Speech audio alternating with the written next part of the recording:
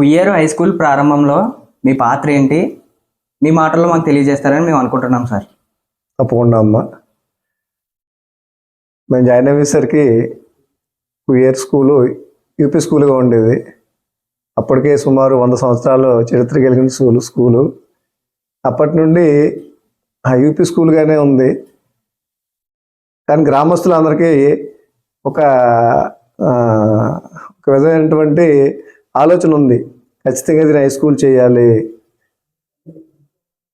మన చుట్టుపక్కల గ్రామాల్లో ఉన్నటువంటి ఆడపిల్లలందరికీ, ఎస్పెషల్లీ పక్క హ్యామ్లెట్స్ అయినటువంటి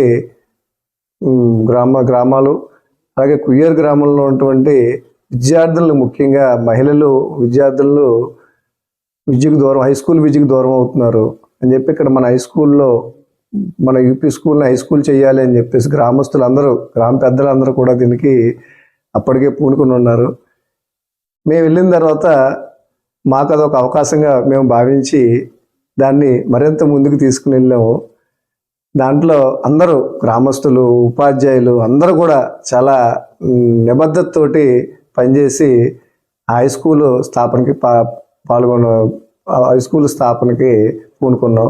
దానికి మరీ ముఖ్యంగా అప్పటి ఎడ్యుకేషన్ మినిస్టర్గా ఉన్నటువంటి చిక్కాల రామచంద్రరావు గారు మాకు విశేషమైనటువంటి ఆయన సహకారాన్ని అందించారు.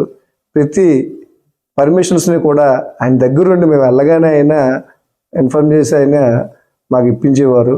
ఆ విధంగా కుయ్యేరు హై స్కూలులో గ్రామస్తులు ముఖ్య ప్రాముఖ్యత, అలాగే ఉపాధ్యాయులుగా మేము, మరీ ముఖ్యంగా రాజకీయంగా చిక్కాల రామచంద్రరావు గారు, అప్పటి ప్రభుత్వ పెద్దలు, గ్రామంలో ఉన్నటువంటి పెద్దలందరూ కూడా దీనికి పార్టిసిపేట్ చేశారు.